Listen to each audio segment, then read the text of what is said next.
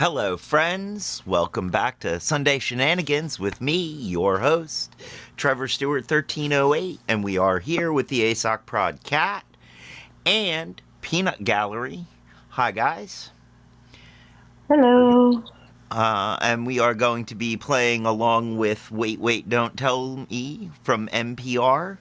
But before we do that, let's get into today's ad read. Today's pre-rolls brought to you by The Hidden Leaf, downtown Charlottesville, Virginia, 105 West Main Street, on the downtown mall above the brick, Suite 200. A great place to go with some great buds to get some great buds. A bud, and the only thing better than their bud is their customer service. Also, they have the lowest prices in town, according to my own personally highly biased research, by which I mean I was incredibly high when I did my biased research. Oh, I know why that's not lit up enough. There we go. That's better. Note of disclaimer. We will probably be dealing with some political opinions on the show today. Those opinions are not held by any of our sponsors.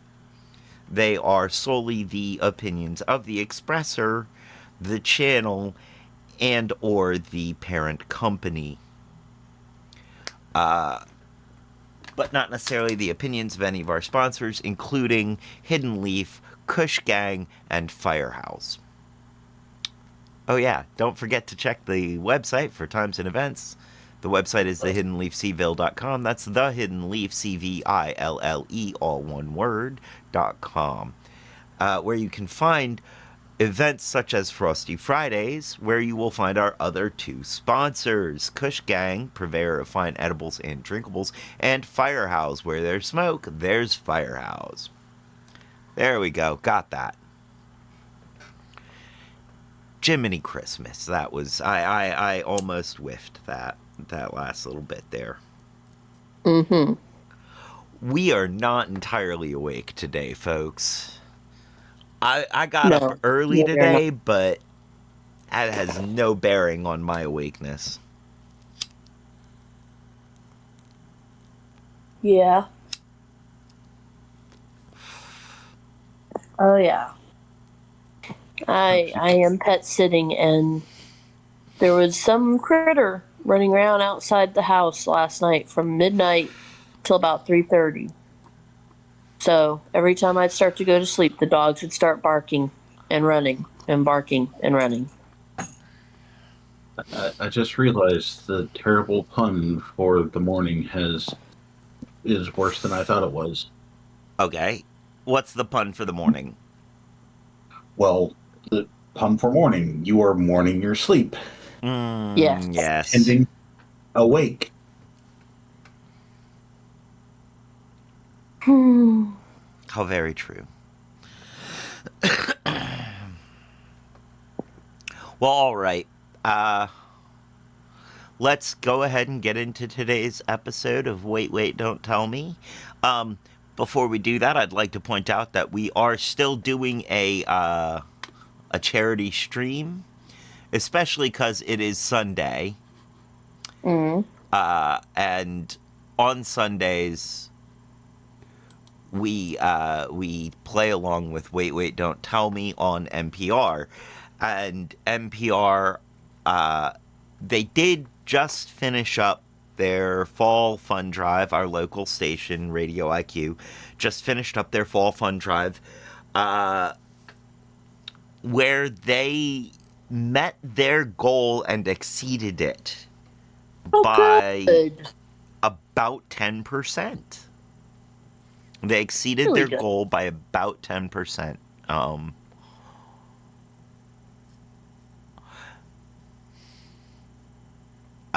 They raised $55,000 and got 600 new donors.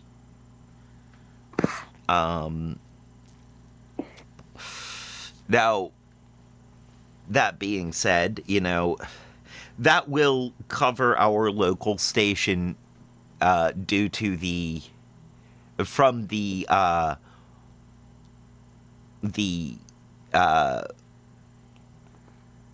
yay for Radio IQ, yes. And yes, awesome. Very excited about it. It will help insulate our local radio station from the funding cuts that have been made at the federal level, because of, well, the decision to cut funding completely for the Corporation for Public Broadcasting. And that trickles down to the local stations because a good portion of the money from the Corporation for Public Broadcasting goes down to the local stations. It goes to help maintain the satellite stations. So I think we are going to continue running our, we will definitely continue running our charity streams on Sundays because we are using their content.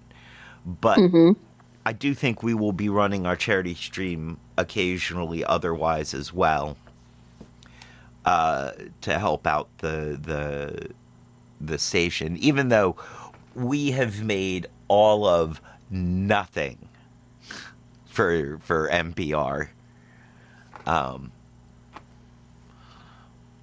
So please feel free to donate to NPR via the link just below there. If you can afford to, is what it is. At some point we will do another full on charity set of charity streams, and we'll even include things like challenges and goals. So that the whole thing's a bit more interesting. More interesting than what we already do? How could you? Pretty easily. Just about anything would be more interesting than what we already do. We've taken comedy podcasting and made it boring. I think we should be commended for that. I believe that we have done something that is really hard to do.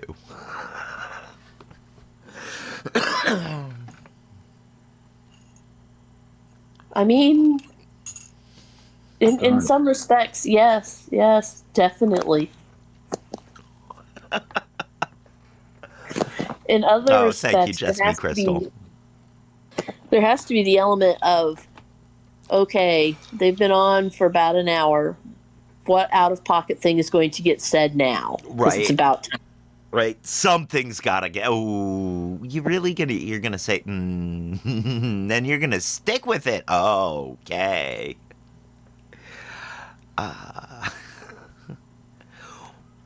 Due to that statement that we have made comedy podcasting boring, I'm going to do my best to attempt to maintain a Ben Stein level of monotone today. Oh, somebody I sounds agree very... with the background protesting. Being unhappy with that statement. I'm going to go check on that real quick, guys. Yep, go check. Thank you. Back in a minute.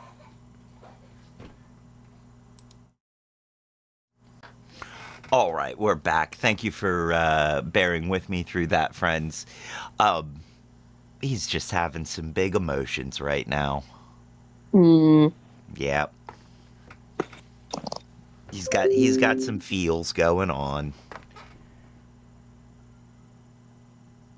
Understandable, it happens. Can I attribute the increasing our monthly donation to the stream? That's what prompted it. I could find a way. You could do it easily. I can find a way to make that happen. But no, it would be the kind of thing to, if you want it to be through the stream, it's got to be through the stream. Partially because because Twitch is just straight up paying to NPR. I can't set it up so that they'd pay Radio IQ. And so I can't, like, if they were paying Radio IQ, I could be like, hey, this is going to happen. Can you work it through, But no, this is very much a just, whenever it gets up to, I think, a certain amount, Twitch cuts a check to NPR. So it would be really hard to do it to Radio IQ through the stream to, and also because I already have a monetary, exchange thing set up with Twitch. To do that, for me to do that, would draw money out of a pool of money that is not set up to be able to handle that extra withdrawal. That's really hard to say without putting all my financial stuff out there. Like,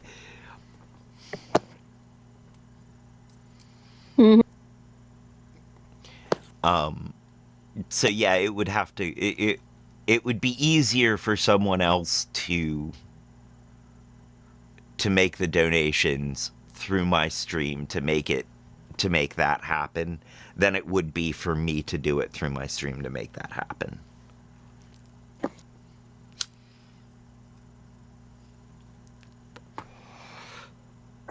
Sorry for the long-winded explanation to everyone. It is what it is. Is what it is. All right. So, watching or listening to Wait, Don't Tell Me. Yeah. That's where we were. Man. I'm only on my second cup of coffee. I went to bed really early, so I think I got enough sleep, but I feel like I used up all my awake already this morning. Sometimes that's the problem with actually getting the right amount of sleep, is you don't get the right amount of awake with it. That's kind of how it feels. Sounds like you may have woken in the middle of a sleep cycle. That's entirely possible. I feel like I don't ever, like, I'm usually wake up in the middle of a sleep cycle. Like, for instance, my dreams are always interrupted. I feel like I wake up mid-dream all the time. And I feel like that is not supposed to happen. On the other hand, I just finished your first cuppa. Nice. On the other hand, I also feel like I will dream to fill up the given time. Like, if I'm not, if I'm not awake, I'm either on my way to dreaming or still dreaming. So I'm never, I don't know if that's if that represents an interrupted sleep cycle. You know?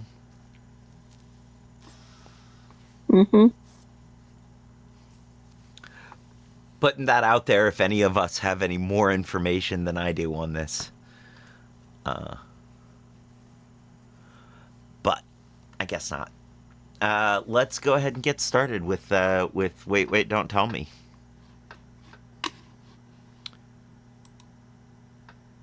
Okay. Hey, NPR listeners. Each year, NPR Can invites everybody students hear? from around the country to submit their audio stories to I can- NPR's Student Podcast Challenge. Click to learn more and listen to stories from recent winners. Support for NPR and the Student Podcast Challenge come from Progressive Insurance. Get a quote online at progressive.com. Progressive Casualty Insurance Company and Affiliates. This message theater is hot. Club News. From NPR and WBEZ Chicago, this is Wait, Wait, Don't Tell Me, the NPR News Quiz. Filling in for Bill Curtis, I'm the man with the gooey butter voice. Chioke Ianson. And here's your host at the Fox Theater in St. Louis, Missouri, Peter Sagal. Thank you, Chioke. Thank you, St. Louis. Thank you all so much. What a pleasure to be back with you. Later on, we're going to be talking to a native of St. Louis who is now the play-by-play announcer for his hometown team, the St. Louis Cardinals. That's Chip Caray. Now, as a Chicagoan, but as a gentleman, I am not going to bring up with him that the Cubs just clinched a playoff berth. Oh, no. Oh, now you want us defunded. Okay. Way to warm up the St. Louis crowd, Peter. Anyway, you, though, are up to bat first. Give us a call. The number is 1-888-WAIT-WAIT. That's 1-888-924-8924. Now let's welcome our first listener contestant. Hi, you're on Wait, Wait, Don't Tell Me. Hi, it's Ellie Fishbein. I'm calling Hi, from Ellie. St. Louis, Missouri. St. Louis, Missouri? Yep. Why on the phone? We can hold for a few minutes if you want to run down to the theater. I'm currently sprinting. All right. Ellie, let me introduce you to our panel this week. First up, she was recently named one of Vulture's comedians you should and will know. It's Rachel Coster. Hi, Rachel. Thank you. Next, a writer whose band, Super Spreader, will be at the Village Arts Theater in Valley Village, California on October 10th. It's Adam Felber. Hi, Adam. How you doing, Ellie? Hi. And a comedian you can see this very weekend at the Louisville Comedy Club in Louisville, Kentucky. And next weekend at Laughs Comedy Club in Seattle, it's Dulce Sloan. Hi, Dulce. So, Ellie, welcome to our show. You're going to play Who's Chioke? This time, Chioke Ianson, right here, filling in for Bill Curtis, is going to read you 3 quotations from this week's news. If you can correctly identify or explain 2 of them, you will win our prize. Any voice from our show you might choose for your voicemail. Are you ready to go? Let's go. Let's go! Let's go. Here is your first quote. Jerry felt he had no choice but to resign. Now, that was a man named Ben talking about his business partner Jerry's decision to leave their company after Ice cream. 47 years. Yeah. Ice cream. What's their company? Ice cream. Ben and Jerry's ice cream. Ben and Jerry's. Ben and Jerry's, one of the most iconic couples in history. Ben and Jerry, they've broken up, and it's really upsetting. It just isn't the same to say, oh, I'm going to go curl up with a pint of Ben. So Jerry Greenfield is leaving the company he founded with his partner back in 1978 because he says their corporate owner, Unilever, won't let him express his political opinions. They apparently got upset with his new custom flavor, Release the Chocolate Chipstein Files. Yes. That was very Did fun. you find this upsetting, or is it just our I think it's more seniors? upsetting that he got half of all the names. Like, who wants to order a pint of Garcia? Right? That's true. Or Chunky? I don't think I've ever had Ben and Jerry's. Really? It's You have your whole life ahead of you. It's very expensive. It is very expensive. Like, I get it, but like, I don't want to know what a monkey tastes like. I see your point. It no longer contains real monkeys. Oh, well then why even try it? Now that he's gone, Unilever is going to take Ben & Jerry's habit, of naming flavors after celebrities in a new direction. Instead of Cherry Garcia, try some Kid Rocky Road. Oh no. Boo! Oh, you're going to like this next one I have in the freezer. I'm sure you have a few. Tucker Carlson's White Chocolate Supremacy. That one I would try. Okay. Well, it makes it, but it's just vanilla. It's just vanilla ice cream with white chocolate in it. Exactly. Exactly. Has no flavor. Well, it's vanilla ice cream, white chocolate, and mayonnaise swirls. You know what? Mayonnaise don't At least deserve it's this, not the bro. bloody fish milk. Mayonnaise been on your sandwiches for you. You want to disrespect mayonnaise like that? What was that? I said at least it's not the bloody fish milk. Fish milk? Yeah. Up there with the mayonnaise milkshake.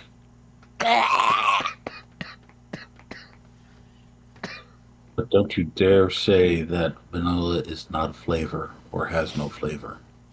It is one of the most expensive flavorings in the world. That is true. Sorry. That is true. It tastes like beaver bot. Well, that's the fake version, but yes. No. The real one, too.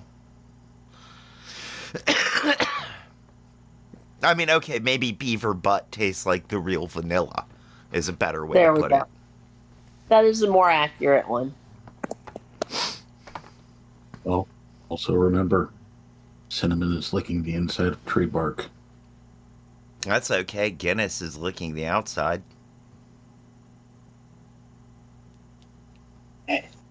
So if you have a cinnamon Guinness, is it eating the whole tree?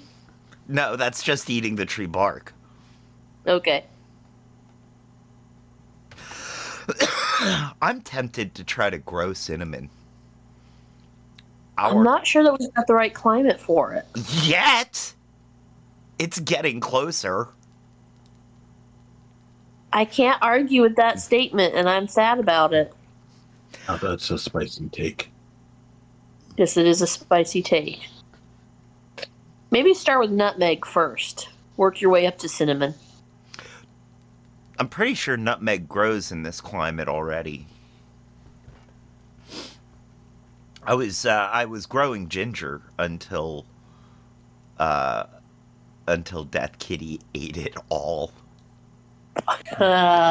She just ate the ginger stalks. She's like, tasty. Spicy grass. I'm going to eat this. Yep. Is it nutmeg or hazelnut that's explosive? I think it's hazelnut. I'm not sure. I know. Well, I mean, maybe it's nutmeg. Nutmeg also has psychedelic properties. Yeah. I don't know. That's one to look up. I will look on that one. But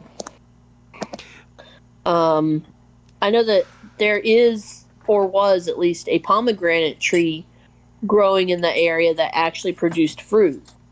So that's possible. Speaking of grenades. Yeah. That is possible. I could grow pomegranate. I am not as wild about pomegranate as I used to be. I used to really like it. And then, I started seeing it everywhere, and I got burnt out on it real quick.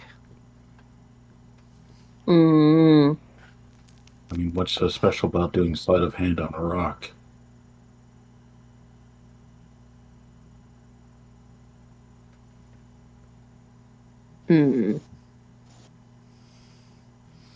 Pomegranate.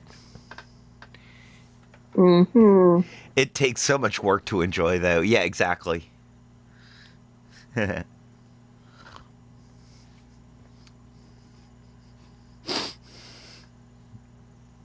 It's a wonderful fruit. We can thank it for winter. That is true, too. Just gonna say, it's like trying to date in the gay scene in Charlottesville. Too much work, not enough fruit.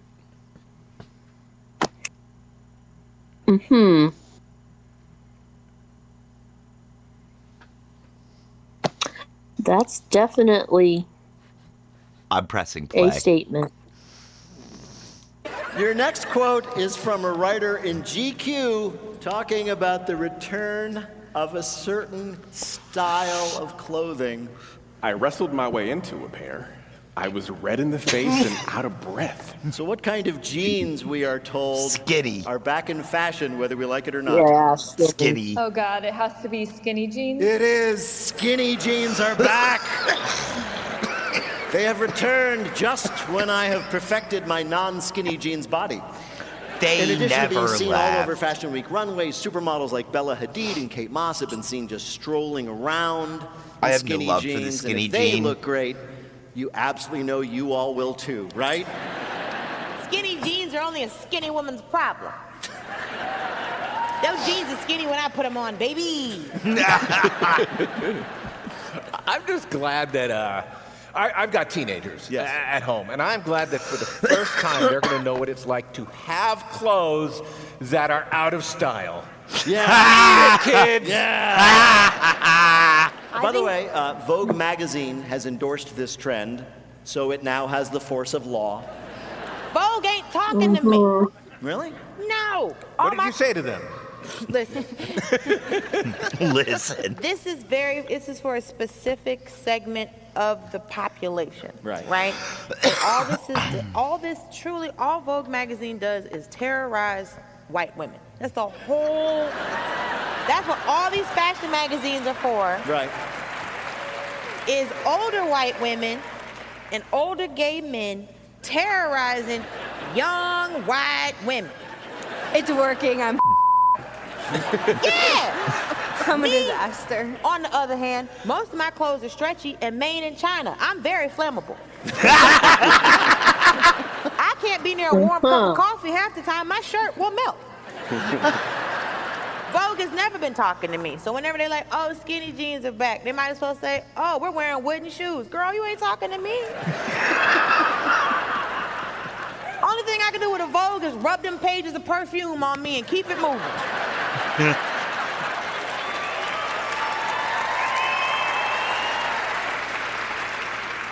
All right, your last quote is from a New York Times commenter who was reviewing one of the features of Apple's new AirPods. It won't be improving the lives of professional interpreters. So what will these new AirPods be able to do?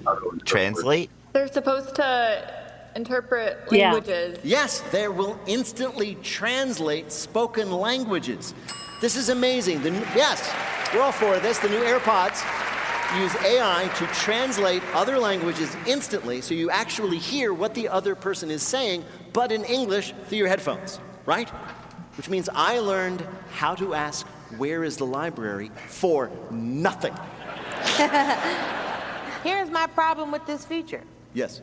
Is it going to tell me how to respond back in that language? No.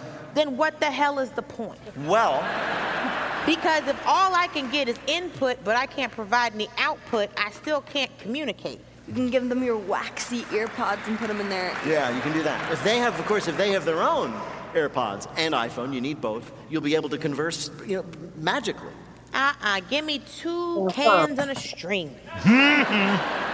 You know, I tried a pair, and Basically- I'm sad to report it also works with your pets. Does it really? And I did not really want to know what my cat thinks of me. It's bad, I man. can have worse even than you imagined. Yeah, way worse. Chokey, how did Ellie do in our quiz? Ellie is wise beyond her years. She got all 3 right. Congratulations, Ellie. Yay! Yay.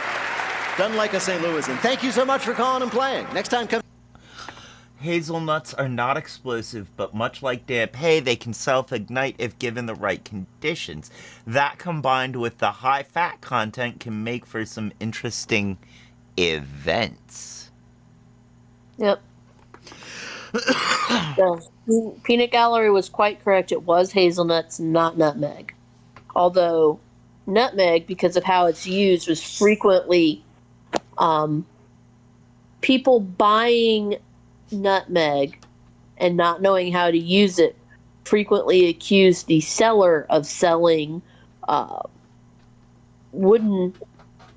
carved wooden nuts to make it look like nutmeg, because they did not realize you had to grate it.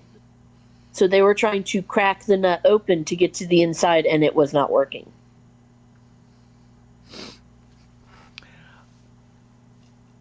think nutmeg may have similar properties of flour in being explosive into the fine memory format. Most things do. There are not Honestly- many things that are not ignitable when made into a fine enough particle. Powdered Yeah. coffee creamer. Oh yeah. There's a lot of potential chemical energy in coffee creamer, and it's just waiting to get out. Yeah. I'm pretty sure even salt, if ground up fine enough and distributed fine enough, is explosive. I don't believe it oxidizes.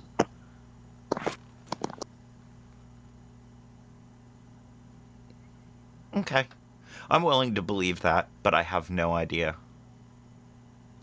Now, I know if you have a solid brick of salt and you heat it up and then expose it to something like water, it will shatter and explode that way.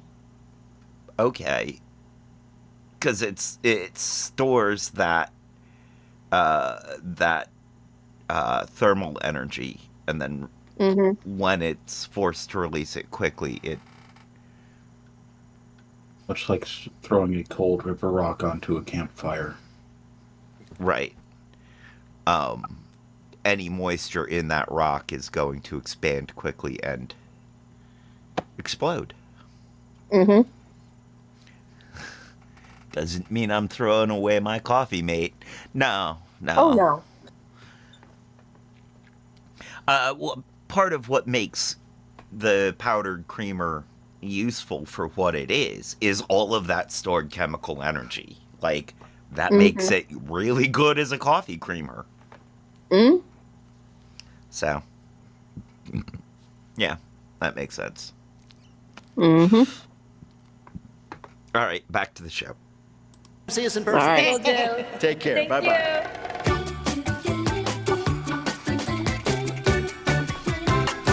Right now, panel, time for you to answer some questions about this week's news.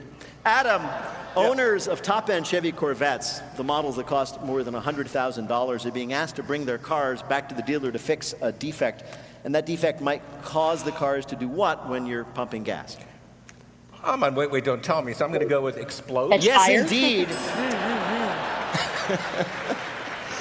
Cars sometimes, when you're pumping gas into them, explode into flames. This became apparent because guys posted videos of their cars blowing up at the gas station with captions like, "Hey, does anybody know if they're supposed to do that?" Little red car.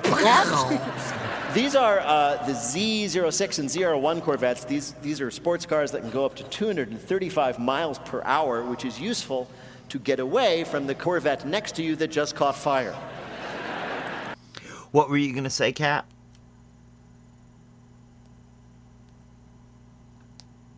I'm just wondering if these are made by the same people that made the Galaxy phone with the batteries. Right? Because that's supposed to be the same problem. Them and the team from Chevelle. I mean, well, That's a Chevelle, deep cut wasn't it joke. a case, with Chevelle, though, didn't you actually have to have an impact, not just putting fuel in? I don't know. I don't remember. But yeah, I think that was, yeah, I think it was an impact. It's just that Chevelle unsafe at any speed. This is true. This is very true. Deep cut Chevelle joke. I mean,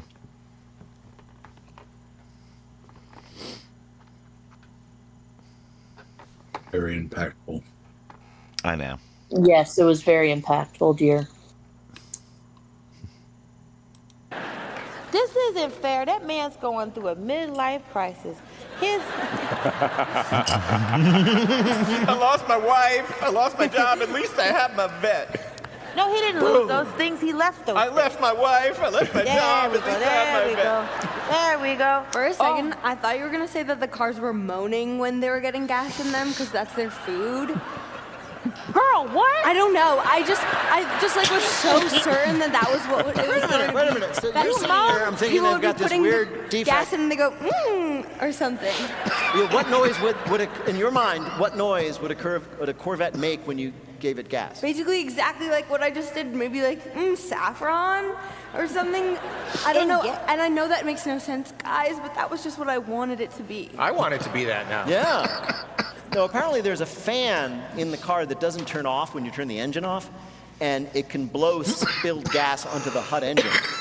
Chevy is asking owners to bring in the car to get it fixed, but if it blows up before that, Chevy advises walking away from the explosion in slow motion without looking back.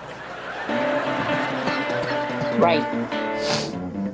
I want a brand new car. I'm tired of Dignity Meaningful Celebration Capella is more about platform that Chicago. This is Wait, Wait, Don't Tell Me, the NPR News Quiz. I'm Shioki Ayanson. We're playing this week with Adam Felber, Dulce Sloan, and Rachel Coster. And here again is your host at the Fox Theater in St. Louis, Missouri, Peter Sagal. Thank you, Chioki. Thank you, everybody. Thank you, everybody. Right now, it is time for the Wait, Wait, Don't Tell Me Bluff the Listener game. Call 1-888-WAIT-WAIT to play our game in the air. Hi, you are on Wait, Wait, Don't Tell Me. Hi, this is Kaylee calling in from Aurora, Colorado. Hey, Kaylee, how are you? I'm doing great. How are things in Colorado? Oh, they're always wonderful. Yeah, that's true. It's Colorado. Of course it is. What do you do there? I am a stay-at-home parent, but I also teach theater, do admissions for a university, and am an amateur playwright. Let me tell you, I used to be one myself, and in a way, every playwright is an amateur playwright. Yeah. It's a thing. It's true. Well, Kaylee, welcome to the show. It's great to have you. You're going to play the game in which you must try to tell truth from fiction. Chioki, what is Kaylee's topic? Reduce, reuse, recycle. Reusing old things instead of getting new ones is a great way to save the earth. It's why we here at Wait, Wait haven't come up with a new joke in more than 10 years. Our panel is going to tell you about a creative reuse in the news this week. Pick the one who's telling the truth. What was that? I said, fair enough. One hates to walk around and step on a used banana peel. Right? The truth, you'll win the Wait Waiter of your choice on your voicemail. Are you ready to play? Yeah, let's do it. All right, let's do it. First, let's hear from Rachel Coster. Unlucky in love in a city where the weather is always getting chilly at 7 p.m. and crazy hot in the morning, 28-year-old Becca Ahrens has found a solution to a problem caused by being a bachelorette in Los Angeles. After a series of dates, Becca found that her Subaru Forester was filled to the brim with hoodies dates had left behind. I don't even go on that many dates, said Becca, lying, but I always get chilly. The hoodies range in styles. Some are so soft and some are so disgusting. And one even says certified hustler on the back. When asked if the man was indeed a certified hustler, Becca responded, no. Her solution to the excess hoodies was to create elaborate quilts for a nearby orphanage. St. Anne's Orphanage was thrilled to receive hundreds of new blankies for the children in their care. Sister Agnes, one of the caretakers, celebrated Becca's generosity, but also expressed on behalf of all the nuns that Becca should find true and meaningful love and date guys with more swag. A very clever woman uses all the hoodies left over from her dates to make beautiful quilts. Your next repurposing parable comes from Dulce Sloan. In today's edition of Oh, You've Been Rich for Too Long, singer-songwriter Elton John decided to buy himself some new knees. According to a new documentary released this month, he had both kneecaps removed because, well, he old, and replaced with expensive new model. But what to do with the old ones?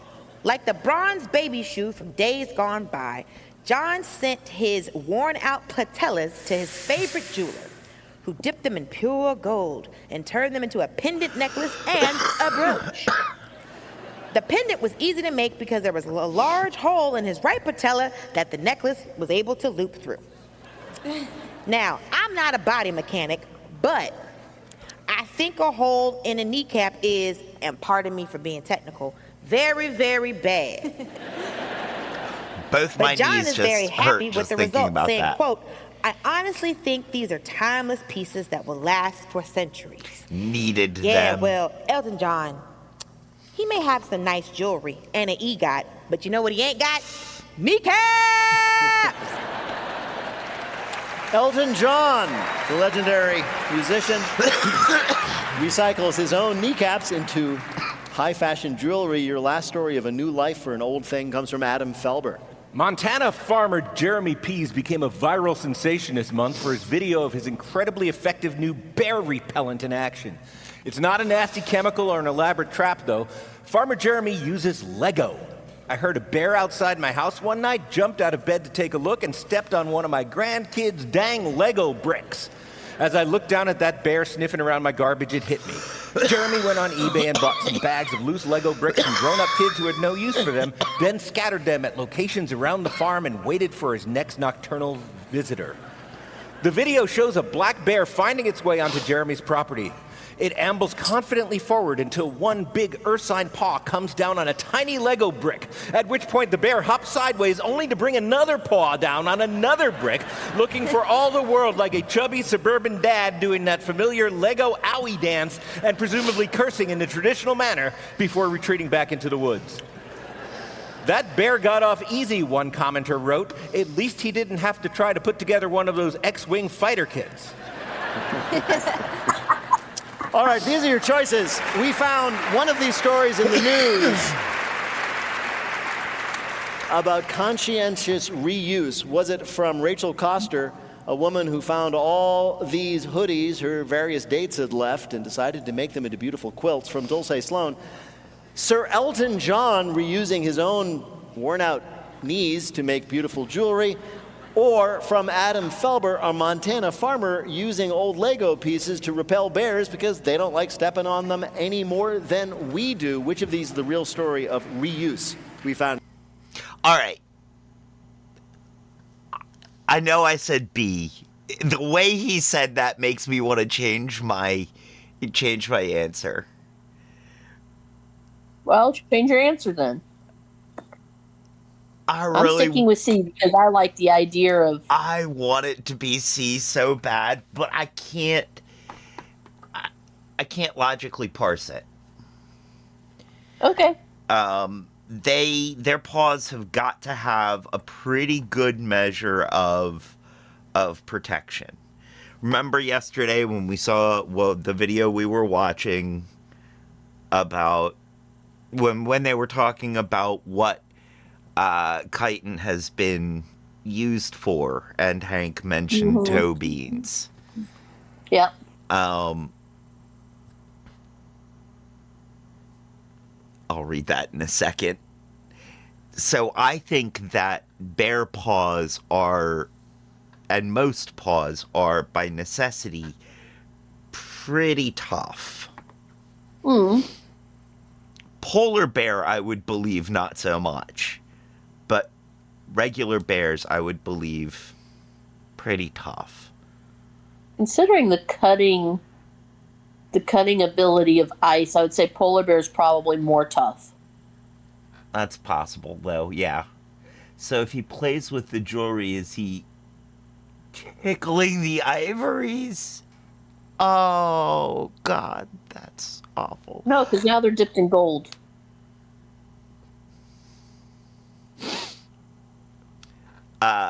All right. And yes, that gives me pause. The pause gives me pause. So I'm going with A. I'm changing my answer to A. Of reuse we found in the news. Oh man, I think I gotta go with B, Elton John. You're gonna go with B, Elton John. Sounds like the kind of thing he might do, I guess. All right, well, to bring you the correct answer, let's listen to this. They're very porous, and so we had to paint them with acetate. You know, in 1,000 years, this will be Elton John's kneecap. Cheese That was and one crackers. Theo Fennell talking with Sir Elton John about his kneecap jewelry that will last 1,000 years. What was that? I'm just laughing. Snatched from the jaws of victory. Yes.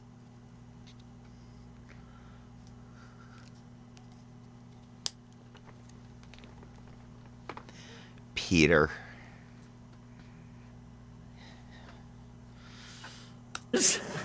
Congratulations, Kayla. You got it right. You have won our prize, a voice of anyone you might choose, as well as a point for Dulce. Congratulations, and thank you so much for calling.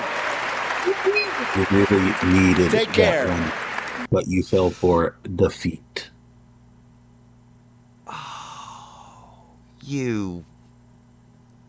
That's just punishing. At this point, you're just punishing me. Bye-bye. What was that? My jokes aren't just bad, they're criminal.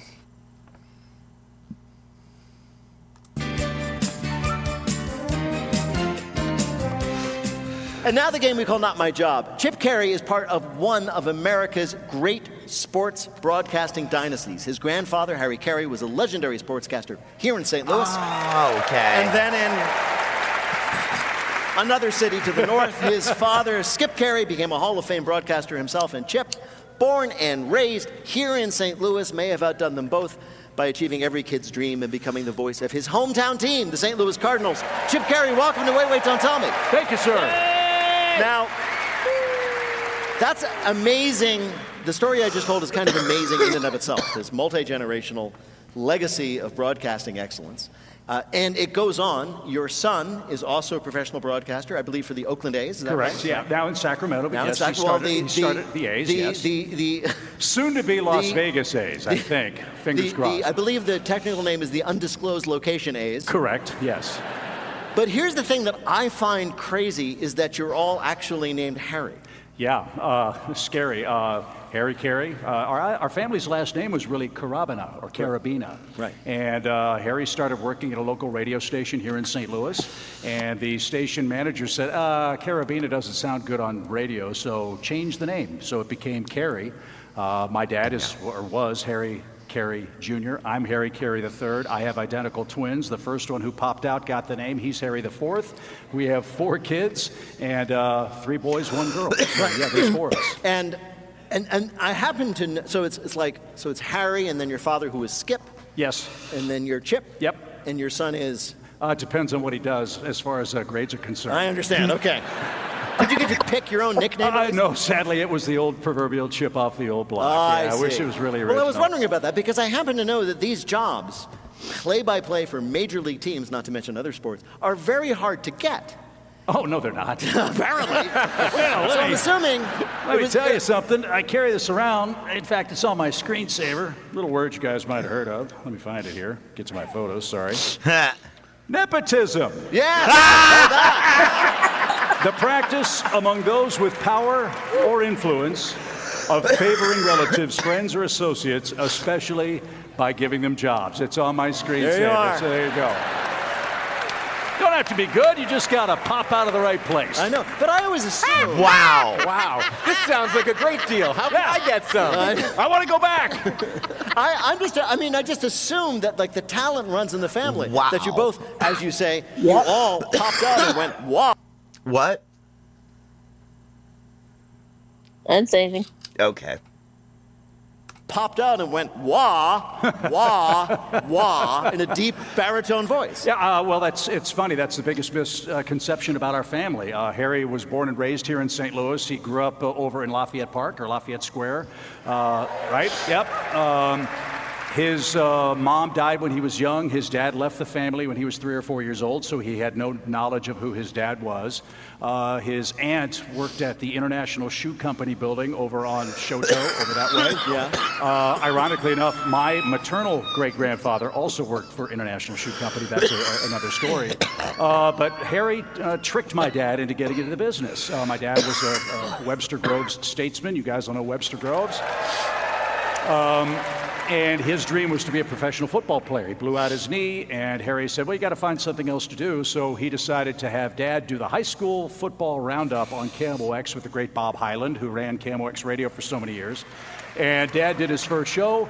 Harry said, called every single bartender in town and said, Skip's done at 9:45. Call the station and tell him how great he was. And that sort of allowed my dad to have the bug bite him, as it were. There you are. You know, one of my questions for you, like as a very experienced baseball announcer, is how you fill the time when like there's nothing much else happening, and I think you just demonstrated it. Well, that was remarkable. It was a BS in journalism. But it's actually easier on TV because you have the pictures. I'm really lucky here in St. Louis. I've only been here 3 years, but I've had a phenomenal partner in Brad Thompson. If you follow the Cardinals, Brad is so good at what he does. Ms. Sloan has a question for you. Yes. I would just like to say, I have absolutely no idea what is happening right now. So more of a comment than a question. I've given context, but I can say, the way you have explained all of these things, I am so glad you use your powers for good. Might want to ask my wife about that. Well, I feel like you can talk anybody out their drawers. That's a known fact. So I'm glad you have picked this line of work because you would have been a vicious lawyer. Oh. Oh, especially if you had a billboard and was working on accidents, everybody would have got $36 million. I'd be the guy in I Love You Man in the Speedo. Hey, you exactly. know? Yeah, so thank you for doing what you do because you could have been a menace. You have been, as far as I was able to tell, broadcasting professional sports at the highest level since around 1987. Yeah. I think I got to ask you this. Yeah. Harry Caray, for those who don't, it was very distinctive, and people do imitations of Harry Caray to this day. Will Ferrell, I believe this is true, got a job on Saturday. I started doing it before Will Ferrell, but not long before Will Ferrell hit Saturday Night Live. Harry Caray. If I had something to say, like if I had a good line to do it, I think I could do it. But I don't. That's one of the ones that my mom really wanted me to be able to do well. And I was just, as a kid, I was never able to do it well. Partially because I didn't have access to to video or recording of Harry Caray.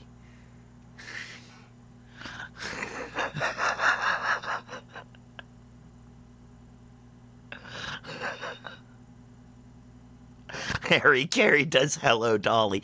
No.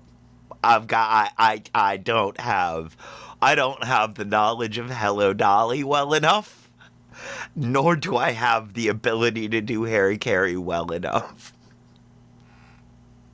I believe the point would be in just doing an impression. Doesn't have to be a good impression at that point. I don't know enough of any of the music for Hello Dolly to do it. Carol Channing. Yes. Do I know Carol Channing enough to do anything? No. Oh, God. Okay. Okay, you know what, though? Challenge accepted. I am gonna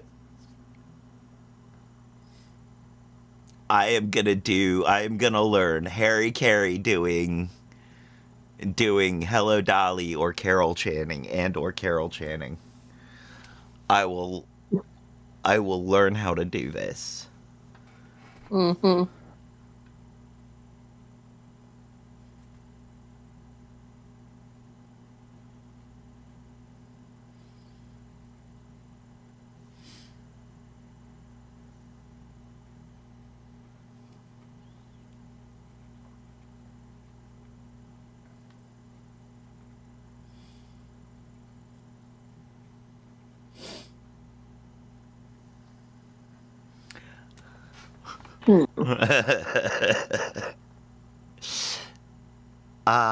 Okay. God. This is when I do it, when I learn to do it, it's gonna be funny. I don't know if it's gonna be good, but it's gonna be funny. Got a job on Saturday Night Live by doing a Harry Caray impression. Yes. Can you do a Harry Caray impression? Some people say, you guys want to hear it? Yeah. I don't know if it's any good, but I'll try. Arnie Harris was the late great director of the Cubs. He was fantastic about telling a story about the game that had nothing to do with the game. Right. So, pitch is made. He shoots to a couple in the bleachers on a warm summer day at Wrigley. Boyfriend, girlfriend, smooch. Cut back to the pitcher. Pitch, smooch. Happens a third time. Harry says, Arnie, I got it! And Steve Stone says, what are you talking about? He said, he's kissing her on the strikes. She's kissing him on the balls. Like I said, that went on air too. That was a real thing that he said on live television. All I can say is it's terrifying to see your future. It really is. Oh, God. Yeah, that's a true story. I believe you. Wow. Well, Chip Caray, we have asked you here to play a game yourself for once, and it's a game we're calling. What do you know about these Cardinals? The St. Louis Cardinals and the Cardinals of the Catholic Church have a lot in common. Oh, no. Neither one can hit. We were going to say elaborate uniforms and they all wear little hats, but that's also true. Yeah.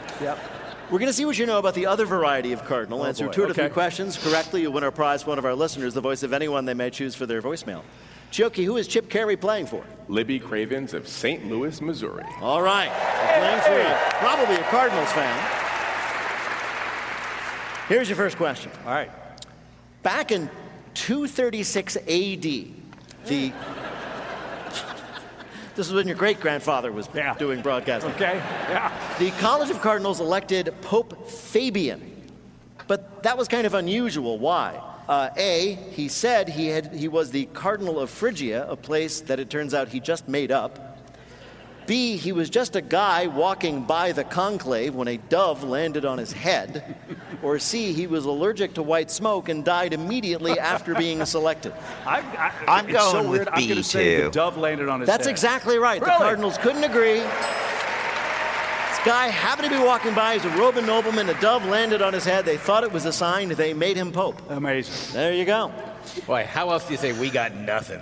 Right? Not a deep bench there at the Vatican that year. All right, here's your next question. In the year 897, the College of Cardinals actually put Pope Formosus on trial for various crimes, which was unusual, but what was even more unusual? A, the chief witness against Pope Formosus was the angel Gabriel speaking through a cook. B, Pope Formosus had been dead for 6 months, so they just put his corpse on trial. Or C, the principal crime he was charged with was whistling during a mass. I'm going with B. Oh, man. C? Oh, everybody's saying B. Okay, I'm going to trust the audience on this one. B. B, you're right, it was B. They dug up his corpse, they put it on trial. I knew they He was put one convicted and was corpse sentenced on to trial. I just being didn't dead. remember if that was him. Last question. Okay. Here we go. More recently, one cardinal in the Philippines became a sensation within the church, but not for the reasons you might expect. What was his claim to fame? A, he is the only cardinal ever to be the past winner of a male beauty contest, specifically Mr. Manila. B, he led the world's first rock band sanctioned by the Vatican named Nuns and Roses. Or C, his name was Jamie Sin, so his official name in the church was Cardinal Sin. I like A. I'm going with A just for fun. Wow. Huh? B? You guys say C, Cardinal Sin? They haven't let me down yet, so should I what do you guys think? I'm feeling A. I'm feeling it. I'm loving Mr. Manila. You're loving Mr. Manila. I hope it's A. I'm going with the panel. I'm going to say A. You're going to go A, the male beauty contest. No, it was Cardinal Sin. We're idiots. So close to perfection. This show loves fun. Give him back the point. It's our bad. Chioki, how did Chip Caray do in our quiz? We had one ground ball to second, but he got 2 right, which makes him a winner. Oh, thank you, guys. All right. Chip Caray is the play-by-play announcer for the St. Louis Cardinals, who will absolutely get them next year. Chip Caray, thank you so much for joining us. Absolutely get him next year. Wasn't that what they've said every year? Yes. In just a Next minute, year, what's like tomorrow, hiding in it's Old always Faithful? transient. What?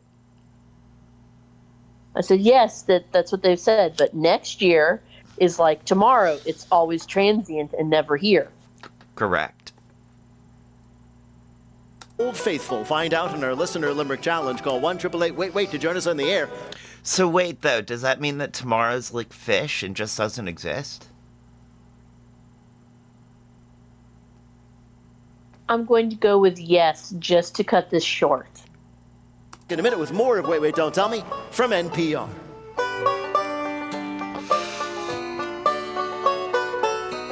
Getting prescription med. Beat your cope. Help about relation.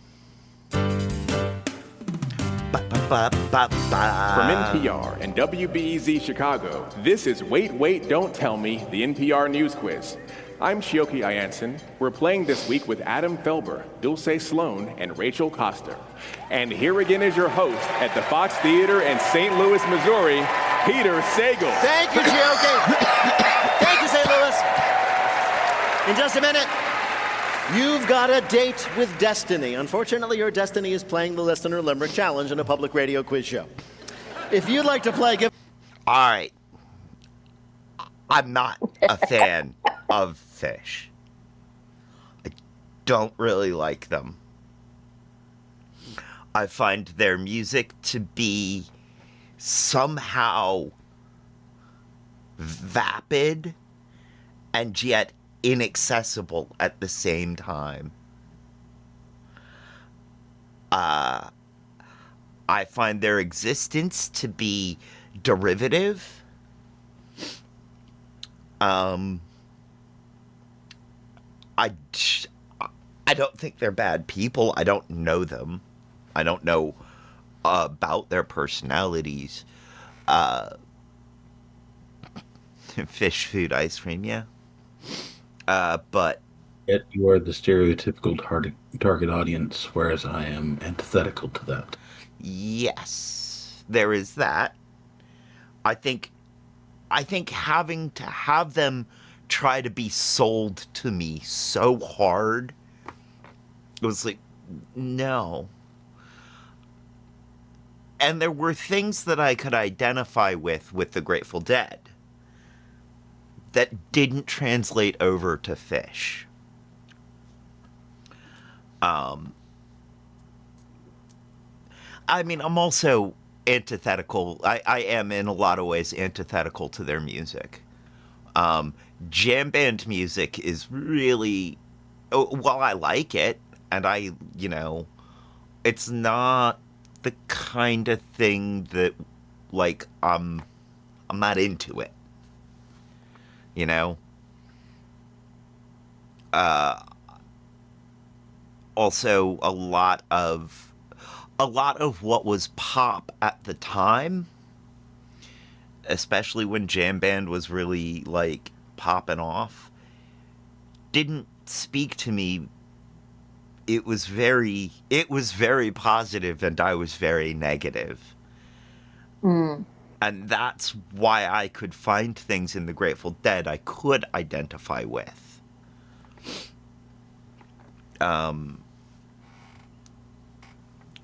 But fish just lost me. Just I couldn't. It was not. It did not work for me.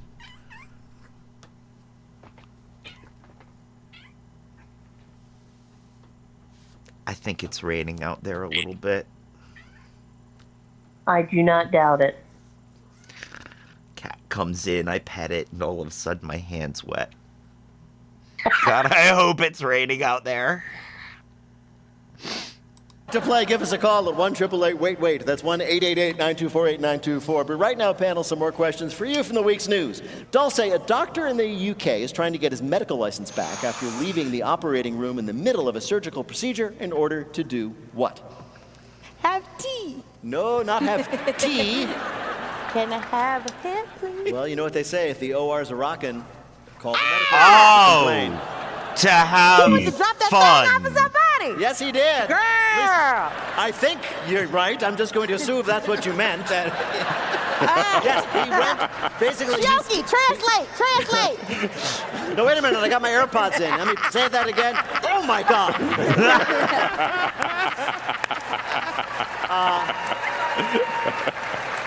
No, this doctor left the operating room during an operation to go into another operating room to get busy with a nurse. As the Hippocratic Oath says, first, do no harm. Second, you do you. Do her. What kind of operation was it? Well, I'm not quite sure, but it's important to know this was not the surgeon. It's not like he said, hey, can we just throw a sheet over this for a second? I got something to do. No, it was the anesthesiologist. Oh, that's okay. No. I knew you were going to say anesthesiologist because I used to work at an oncology practice and the anesthesiologists are wild. First of all, they have the highest rate of drug addiction because they got the best drugs. Yeah, that would be, there's the opportunity right there. They are nerdy cowboys. Little for you, little for you. Little for you, little for anyway, me. we're going to get letters. The patient was sedated. The operation was underway. He told a colleague in the operating room he needed a, quote, comfort break and left the room to go have his assignation in another operating room. He was not lying. Assignation. Assignation. Okay. Yeah. Put in your AirPods. Calling it a comfort break. Ah, okay. Bang it. Yeah. Calling it a comfort break. Yes. Oh. Yes, calling it a comfort break. I love that. Oh. Doctor left the room to play doctor. I am going to have to pull up this story and send it to my sister and see what she says. She's going to have some interesting things to say. My mother would have had interesting things to say. I bet. Assignation. Great vocab word. Yeah, he had a comfort break. His guy, not only does he have like poor ethics, he has the weirdest dirty talk I've ever heard of. No, comfort break is good because it could have been like, hey, I'm having a hard time right now. Kind of was. Oh. Rachel, the Wall Street Journal interviewed young startup founders in San Francisco, all trying to become the next big tech tycoon. This new generation thinks they have found the perfect formula for building the next billion-dollar company. You have to work hard and never, ever do what? Do the right thing. Accurate. You know, I'm just going to give it to you because that encompasses it. But the answer is never do anything else but work. Oh my God. I know. The aspiring tycoons work all day, every day, including weekends. They order one delivery meal a day to avoid wasting time thinking about food. They never socialize. They don't drink, in part because, this is true, some of them are too young to drink. They live by the 996 rule. Work from 9 a.m. to 9 p.m., and they're too tired to remember what the 6 is. Oh my God. They seem honestly awesome. Yeah, I would love great. to chill out with them. It's just the best. But they don't chill out. They never do. This is pure nonsense. Like, they all want to be Zuckerberg. It's like, oh, we don't drink, we don't party. No one was asking you to do that anyway. Right? Sure, yeah, I don't go out, I don't drink. Nobody wanted you to come. You better be a billionaire because you're going to have to buy friends, Todd.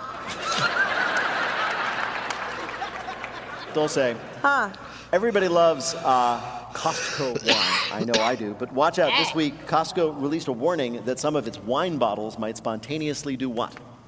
Now you know. Not combust, but Only break, one thing bust. happens spontaneously. Explode. Why does everything Why keep can't exploding? Oh, you It can't is, tell you're me. right. Yeah, They no, explode. Zuck Costco ties. is recalling some bottles of their signature Kirkland Prosecco, warning that, quote, there is Not Kirkland. Yes, amazingly. What are the chances at Costco that it might be a Kirkland product? They warned that, quote, there is a risk of unopened bottles shattering even when not handled or in use.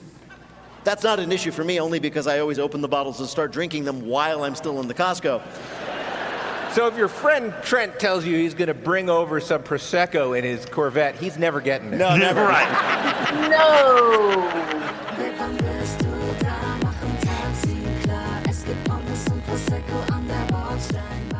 Coming up, it's Lightning Fill in the Blank, but first it's the game where you have to listen for the rhyme. If you'd like to play on air, call or leave a message at 1-888-WAIT-WAIT. That's 1-888-924-8924. You can see us most weeks back at the Studebaker Theater in Chicago, or catch us in Honolulu, Hawaii on October 9th and 10th. For tickets and information, just go to nprpresents.org.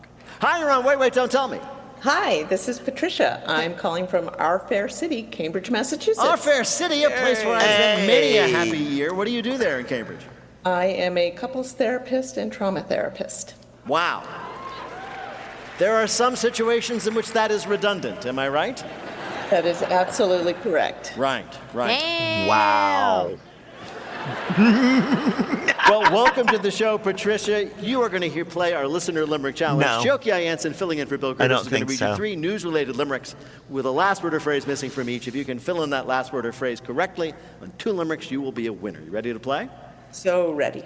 All right, then. Here is your first limerick. Aston Martin makes wheels for high rollers and for tots who have not yet grown molars. Now James Strollers. Bond will be fond to push offspring he spawned Strollers. in these Strollers. racy, Yeah. deluxe, Strollers. sporty. Strollers? Yes, strollers. Aston Martin, the luxury British car brand famous for making James Bond's cars, is now offering a baby stroller. Sure, it costs $3,000, but what parent wouldn't pay that for a stroller with an ejector seat? The Aston Martin baby stroller is outfitted with the same plush leather they use in their $300,000 sports cars. It's the perfect thing for a passenger who will literally never know the difference. But after all, come on, parents, you'd do anything for your best little agent. 00 this many. Yeah, no, I think they play on, I think they tape on Thursday or Friday evening. Thursday. Thursday evening? Thursday, because they don't get the Friday stuff usually. Okay. Rocket boosters. Yeah, they do Thursday evenings. So, we're not usually available Thursday evenings as it stands. I mean, every other Thursday evening now, but like. So there's one spy gadget they don't need to install in the stroller because it comes pre-installed in the occupant. What's that? Oil slick. Ooh.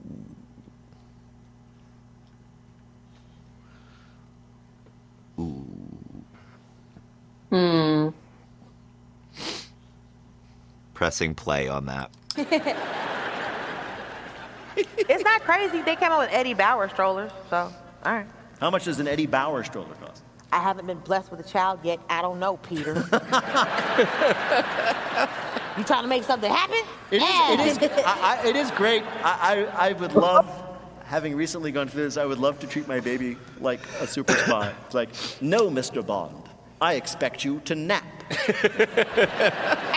Yeah, the Aston Martin strollers are for babies who like their milk shaken, not stirred. Exactly. There you go. Doctor, I said no. The spy who swaddled me. Octopussy. Demanding binky galore. Yes. Here's your next limerick. It screams sunshine and beach.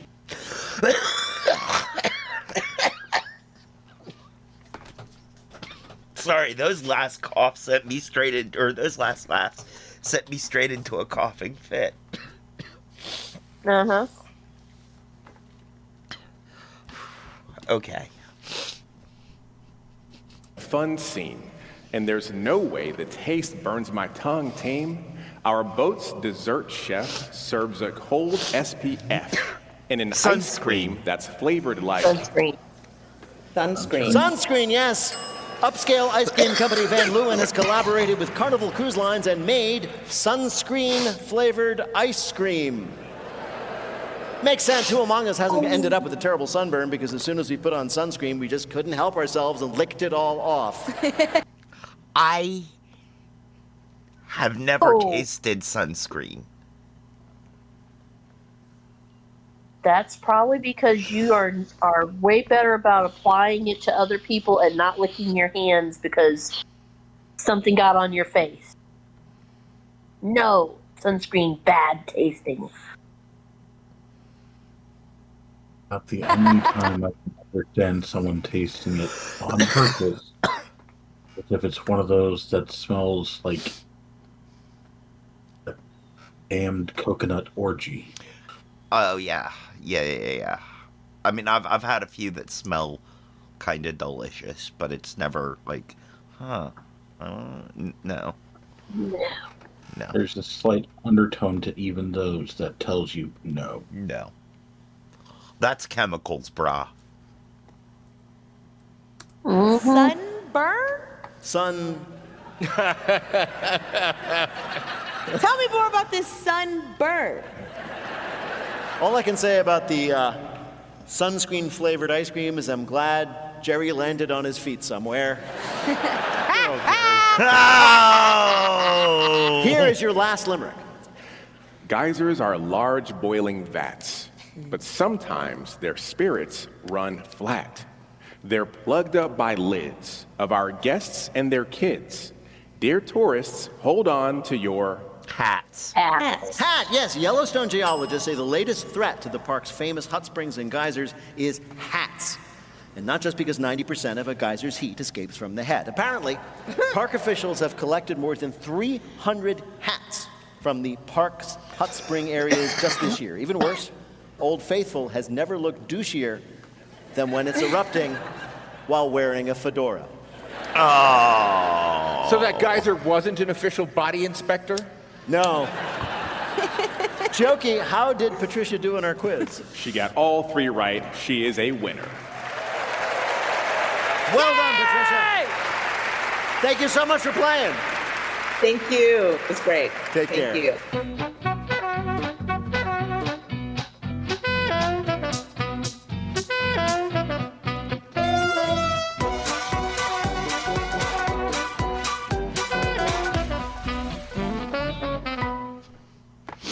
This message comes from Mint Mobile. If you're tired of customer off A value track. Capella is an and more about earning 2 points. Dulce has 3. Now it's time for our final game, Lightning Fill in the Blank. Each of our players will have 60 seconds in which to answer as many fill in the blank questions as they can. Each correct answer is now worth 2 points. Jokey, can you give us the scores?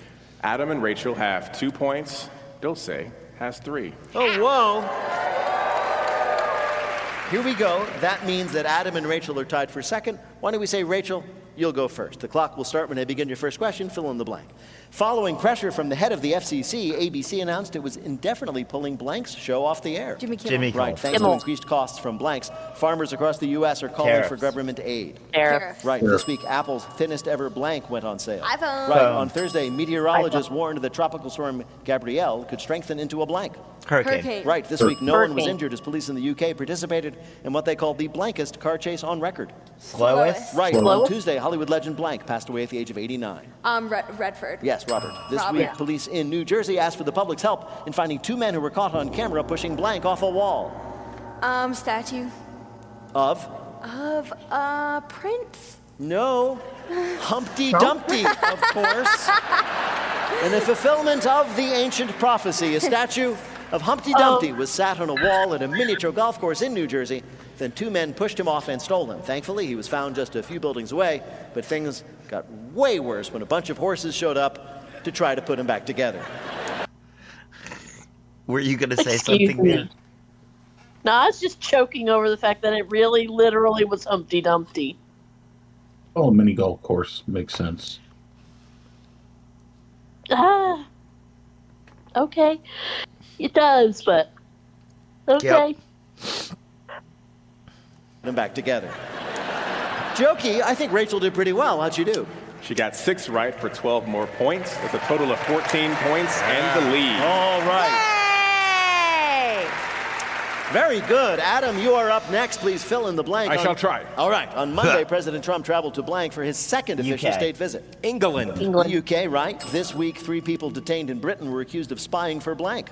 Russia. Right. Russia. This week, China told its tech companies they were forbidden from buying AI chips from the American company blank. NVIDIA. Right. On Tuesday, the FAA said it was investigating blanks that were pointed at planes departing from Logan International Airport. Lasers. Laser pointers? Right. This week, a Walmart in Pennsylvania said it would no longer allow a man's blank into the store. Dog? Dog. No, Alligator. emotional support alligator. Oh, sure.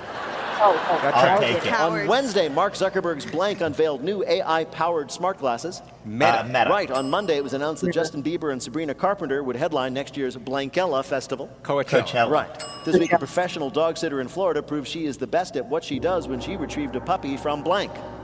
A gator. An Yes, alligator? exactly right. The former college rugby player was walking this little Shih Tzu when an alligator leapt out of a nearby pond, grabbed it. She punched, kicked, and kneed the alligator until it let go and rescued her 4-month-old Shih Tzu, or as the alligator called it, an appetizer. Right. Chioki, I Not think even Adam a did really mouthful. well as well, right? Adam got 7 right for 14 more points. So with a total of 16 points, Adam is now in the lead. All right. I should have how had many, Gator. I then, just couldn't bring does myself to Dulce say it. Sloan need to win this thing? Dulce needs 7 to win. Oh, my goodness. Here we go, Dulce. I'm about to lose. Here we go. This is for the game, Dulce. Fill in the blank. Despite global outcry, Israel launched an expanded ground assault on blank. Gaza. Right. For the first time since December, the Federal Reserve lowered blanks. Interest rate. Right. On Thursday, the White House said they were designating blank as a terror group. Antifa. No, in this case, it was Antifa.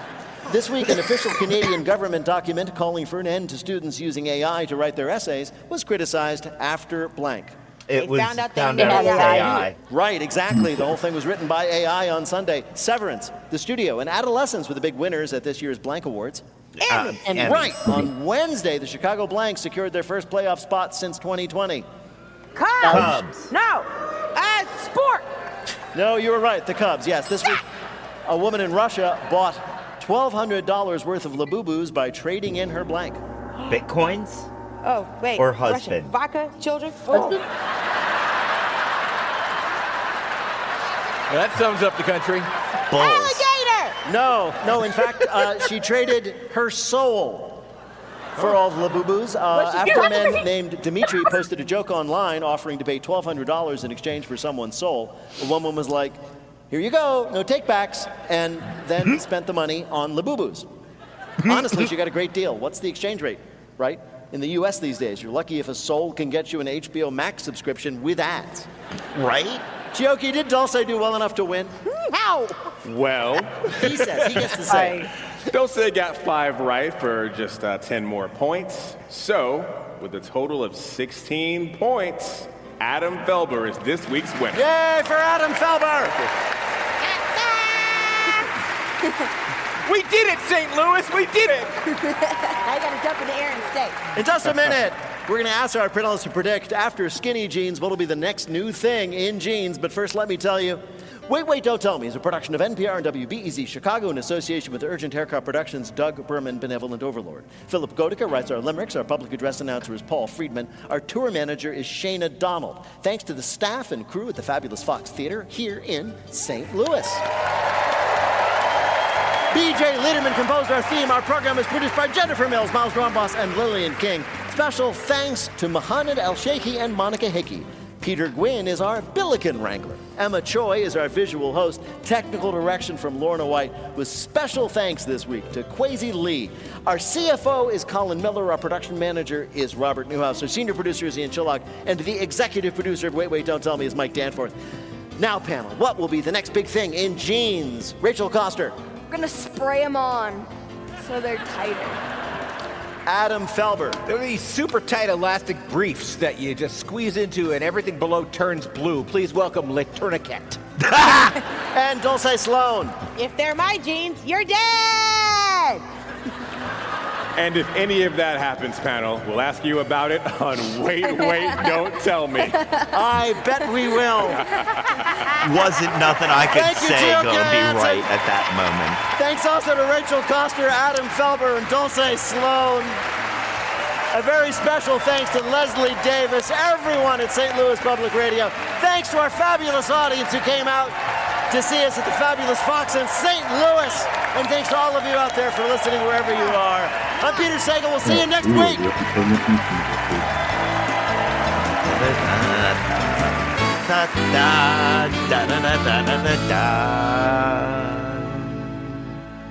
Bring. This is NPR. This message comes. What did you say? You were really paying attention this week. Yes. I was dialed in for the especially for the bonus round. So yeah, scores are Peanut Gallery with 38, a respectable 38,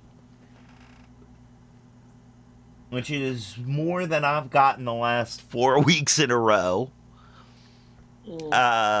Cat with an even more respectable 41. And then, because I just dialed in for that, that bonus round, I hit almost a home run with 46 points. I was there for that bonus round. Yes, you were. Well, we have come to the end of the show. Thank you guys for being here. And there we go. Thank you, everybody in the chat. Thank you, Maddie Holmes. Thank you, Just Me Crystal. Thank you, Jerry. Anybody? Am I missing anybody in chat? I don't believe so. All right. And much love to all you lurkers out there.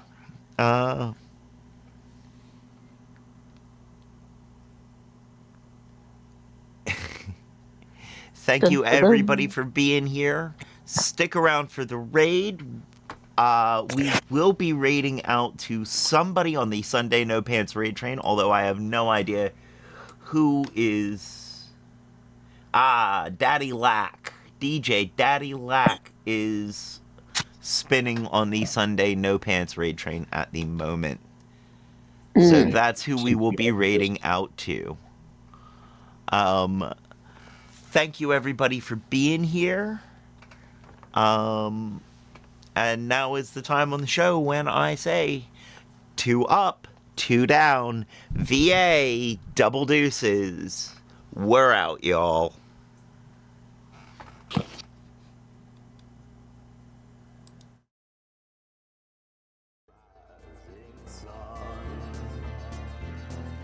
And it's been the ruin of many a poor boy. And God, dear God, I know I'm one.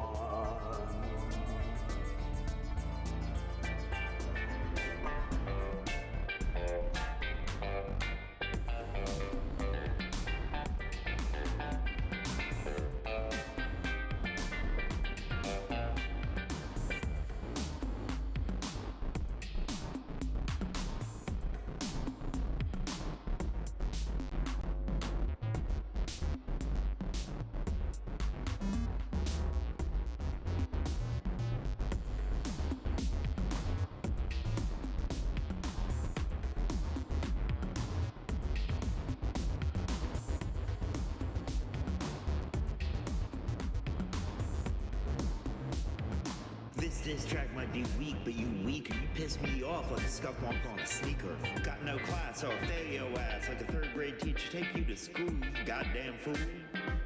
You a poser, just a pastiche. See me, I'm the real thing. get wrecked. High speed W like a tape deck. Snap your neck if you clap back like who's next?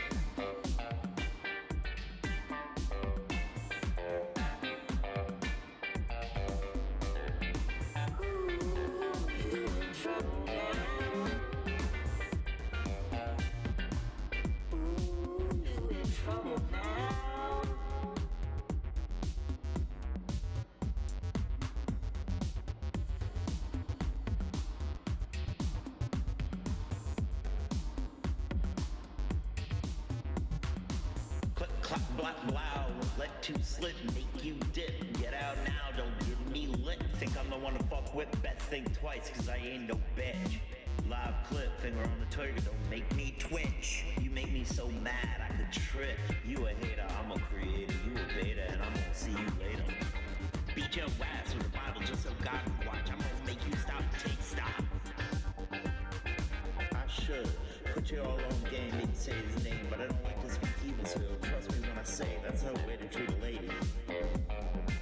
Hands ain't made for hitting, but man, when I'm done, your ass ain't gonna be worth shit. Spank you so hard you ain't gonna be able to sit. Straight cold chillin' like an Illinois villain.